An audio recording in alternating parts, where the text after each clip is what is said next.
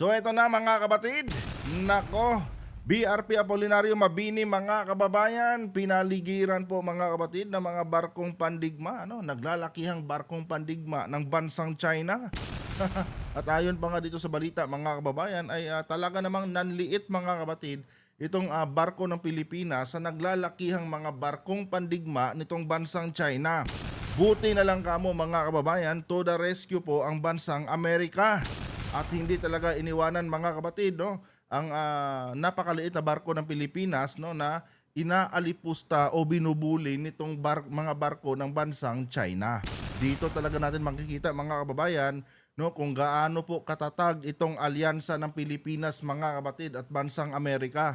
Kasi nga mga kababayan, isang maling maniobra lang mga kapatid nitong mga barko ng China na umaaligid sa BRP Apolinario Mabini mga kababayan, posible po itong mauwi mga kapatid sa isang komprontasyon. Diba? Pero ang bansang Amerika mga kababayan hindi po natinag dyan sa pinapakitang puwersa nitong bansang China. Sa halip mga kapatid, ineskortan pa ang barko ng Pilipinas. Pero bago ang lahat mga kababayan, One Talk PH nga pala mga kapatid, nagbabalik po para sa panibagong update. And para po dyan sa ating mga bagong viewers na hindi pa nakapag-subscribe sa ating YouTube channel mga kapatid, nabubulol ako. Mag-subscribe na po kayo mga kababayan at please lang paki-turn on na rin mga kapatid yung ating notification bell nang sa ganon ay ma-notify po kayo every time na may bago tayong upload dito sa ating YouTube channel. And please lang guys, paki-like din po ang ating video ngayon para i-share pa ni YouTube sa iba pang hindi pa nakakapanood. And wag na natin patagalin to mga kapatid. Panoorin muna natin ang balitang ito at bigyan natin ng ating opinion at reaction. Kahit sa mismong balikatan kasama ang Amerika, tila hindi pa rin tinantanan ng China ang Pilipinas. Ang isa nating barko nilapitan at binantayan ng mga warship ng China. Nakatutok si Chino Gaston. Sumusobra na talaga itong China mga kababayan. Alas 8 ng umaga biglang lumitaw sa dagat ng Northern Luzon at sumalubong sa BRP Apolinario Mabini ang Jiangkai 2 class frigate ng China na may bow number 579. Umikot ito sa likuran ng barko ng Philippine Navy at tila nagmamasid ng malapitan. Alam niyo mga kapatid, delikado to itong ginagawa ng China. Gaya nung sabi ko sa inyo kanina mga kababayan, isang maling maniobra lang dito mga kapatid ng ating barko o di kaya itong barko ng China at nagkadikdikan sila mga kababayan. Posible po ito mga kapatid mauwi sa misinterpretation at pagsimulan mga kababayan ng komprontasyon. Diba? Lalo na itong bansang China mga kababayan naniniwala sila na yan tubig na yan mga kapatid na kung saan nakalutang po itong BRP Apolinario Mabini ay sakop ng kanilang teritoryo. Siyempre mga kababayan, itong bansang China talaga gagawin talaga lahat mga kapatid para bugawin tayo. Wala silang pakialam mga kababayan kung mabangga nila yung ating mga barko dyan. Ngayon mga kapatid, ang mahirap kasi dyan, pag nagkadikdikan yung dalawang barko mga kababayan, both sides baka magkaroon ng kanya-kanyang interpretasyon at mauwi ito sa putukan. At ito ang inaantay ng China mga kapatid. Ito ang inaantay ng China na magkaroon ng komprontasyon na kung saan igagamit na tayo ng mga armas. Wala naman na ibang ibig sabihin dito mga kababayan sa ginagawang ito ng China. Nag-aantay lang sila mga kababayan na may mangyaring mga komprontasyon mga kapatid na kung saan gagamit na tayo ng dahas. Kaya nga ang gusto nilang mangyari mga kababayan git-gitin tayo ng git-gitin or alam mo yun, inuubos nila yung ating pasensya mga kapatid nang sa ganon tayo po mga kababayan ang bubunot ng ating mga armas dyan at itututok sa kanila. Kasi nga mga kapatid, ang iniingatan din dito ng China is yung tipong sila yung maunang magpaputok. Ang gusto mangyari ng China mga kababayan, tayo ang unang magpaputok. Kaya ang ginagawa nila, ginigit-git nila yung ating mga barko dyan nang sa ganon mga kapatid, ma-pressure yung ating mga sundalo dyan mga kababayan at paputukan sila. Buti na lang, disiplinado mga kababayan yung mga sundalo ng Pilipinas at hindi talaga tayo basta-basta gumagamit ng ating armas para lang kumprontahin itong mga ginagawang tawag dito pang-aabuso mga kababayan ng bansang China. Itong China kasi mga kapatid, desperado na sila desperado na sila, naghahanap na sila mga kababayan ng rason para sindihan itong sinasabing giyera mga kapatid. Tuloy. Sa laki ng barko ng China, nanliit ang barko ng Philippine Navy na tuloy lang ang paglalayag sa pagpapatuloy ng Division Tactic Exercises kasama ang BRP Ramon Alcaraz, BRP Grabe, Gabriela Silang ng PCG at US warships na USS Savannah at USS Comstock. Lumayo kalaunan ng Chinese warship nang magsimulang magmaneuver ang littoral combat ship na USS Savannah para simulan ang line formation. Sa madaling sabi mga kababayan, naduwag po ang bansang China mga kapatid sa puwersa ng Amerika. 'Di ba? Isang patunay lang 'yan mga kababayan na hindi pa talaga nila kayang tablahin ang bansang Amerika mga kapatid. And ito mga kababayan itong China mga kapatid, kaya ayaw nila na nakikisali ang bansang Amerika mga kababayan dahil malaki kasing giyera mga kapatid ang mangyayari kung sakali mang kakampi sa atin ang bansang Amerika. Baka maubos yung kanilang mga resources mga kababayan. However, pag tayo lang China at Pilipinas lang mga kababayan hindi na nila hindi na nila kailangan gamitin mga kapatid itong kanilang mga buong puwersa. Kasi konti lang naman yung ating mga barko mga kababayan At alam ng China na wala pa tayong gaanong mga kagamitan mga kapatid. Kaya kung titignan natin, kung Pilipinas lang versus China mga kababayan ang labanan, kakaunti lang din ang gagamiting puhunan ng bansang China. Pero mga kapatid, pag nandyan po ang bansang Amerika mga kababayan, talagang mag-all out ang China mga kapatid. Kailangan po niyang mag-all out dito sa kanyang military force dahil hindi rin basta-basta mga kababayan itong puwersa ng bansang Amerika. Diba? At pag nangyari mga kababayan ang nasabing giyera mga kapatid, talagang babagsak itong bansang China.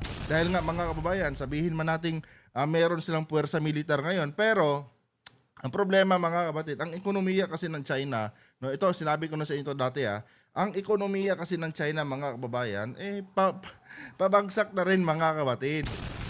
Kung sakali mang gamitin ng China itong kanyang mga resources mga kababayan at mag-engage sa giyera mga kapatid, ang tanong dyan, paano ka makakabuo uli ng mga gamit mo na pandigma kung wala nang kung patay na ang ekonomiya mo? Kaya itong China mga kababayan, gusto niya na wag makisali ang bansang Amerika dahil malaki din talaga ang kanyang magiging puhunan mga kapatid kung sakali mang sasabak sila sa digmaan. Diba? Ang bansang Amerika mga kapatid, walang yan Hindi na uubusan yan mga kababayan ng ng mga tawag nito ng mga kagamitan at mga puwersa na pang digma mga kapatid. Dahil negosyo po talaga yan ng bansang Amerika, Marami silang resources mga kababayan, para sa pag-rebuild sa kanilang military force.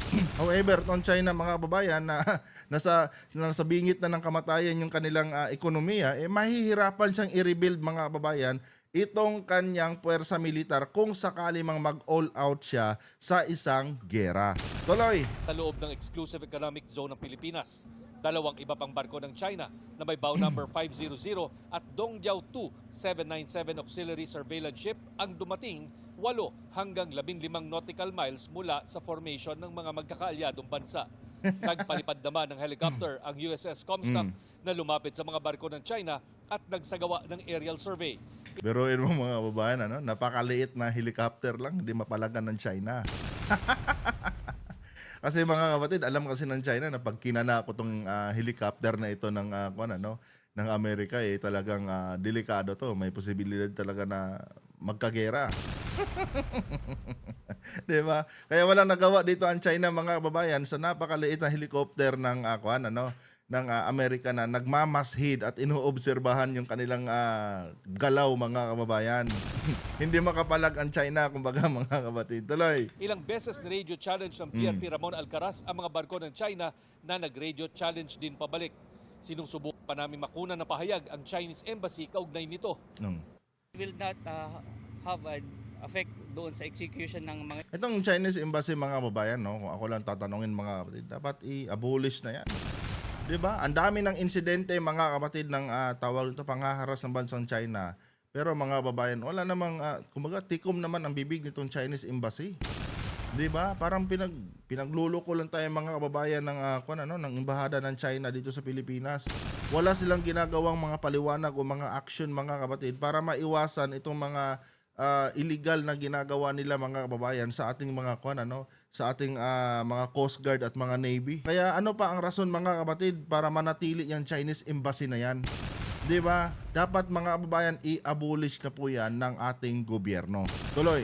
Ng event natin, we will focus on our objective, which is to enhance our interoperability and cooperation with other nations. Mm. Sa isang parte ng exercise, pinagitnaan ng US at Philippine warships ang BRP Gabriela Silang na tila abang ine-eskortan habang naglalayag. Mm. Siyam na iba't ibang ship formation ang ginawa ng mga barko ng US at Philippine Navy at maging ng Philippine Coast Guard dito sa karagatan ng North Luzon bilang bahagi ng tinatawag na Division Tactics ng 2025 Balikatan Exercises. Ginawa ito habang nagmamasid di kalayuan ang 3 warship ng Chinese Navy.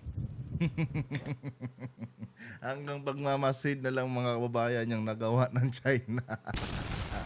'Di ba? Simula kasi nung ni-rescue ng puwersa ng Amerika mga kapatid ng BRP Apolinario Mabini, hindi na sila makalapit.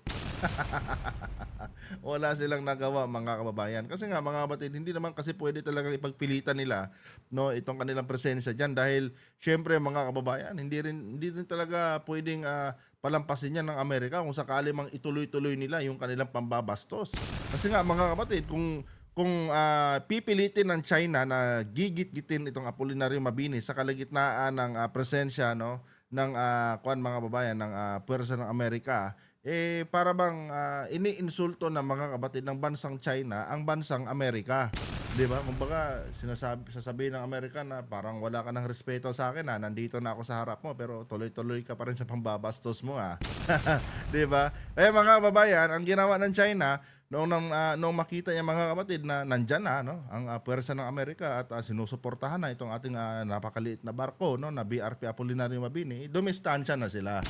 'Di ba? Kunwari mga kababayan nagmamasid pero ang totoo niya mga kababayan, wala talaga silang nagawa mga kapatid. Tuloy. Hindi naman nakaapekto sa ginawang exercise ang pagdating ng mga Chinese warship.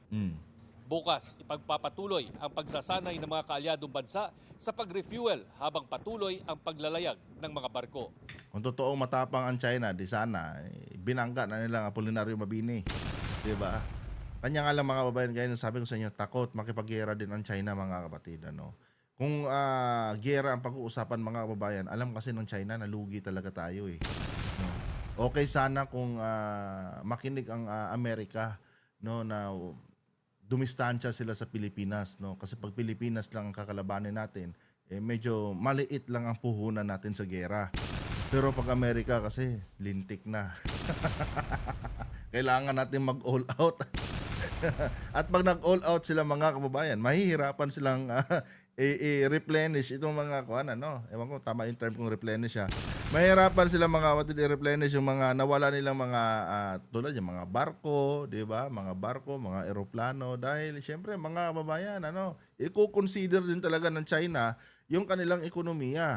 'Di ba? Tsaka mga kapatid, pag sinabi mo kasing gera yan mga kababayan, talagang buhusan yan mga kapatid ng puwersa. 'Di ba? Ang Amerika nga mga kababayan mahihirapan mahihirapan ng China ang ubusin itong puwersa ng bansang Amerika dahil sobrang dami po mga kapatid sobrang laki po ng military force ng bansang Amerika. 'Di ba? Sobrang lawak ng catchment yan mga kababayan at hindi lang yan. Yung mga armas nila mga kapatid, di hamak na sobrang advanced po kumpara dito sa mga armas ng bansang China. 'Di ba? Kaya ang China mga kababayan, dumistansya na lang Imbis na ipagpilitan nila itong kanilang pangaharas, dumistansya na lang mga kababayan at baka saan pa mauwi yung nasabing yung nasabing panggigipit nila sa BRP Apolinario Mabini. Anyway guys, hanggang dito lang itong video na ito. Kung nagustuhan niyo po ang ating content kayo mga kapatid, huwag kalimutang mag-subscribe at paki-like ang ating video mga kababayan para i-share pa ni YouTube sa iba pang hindi pa nakakapanood. Hanggang dito na lang. Adios.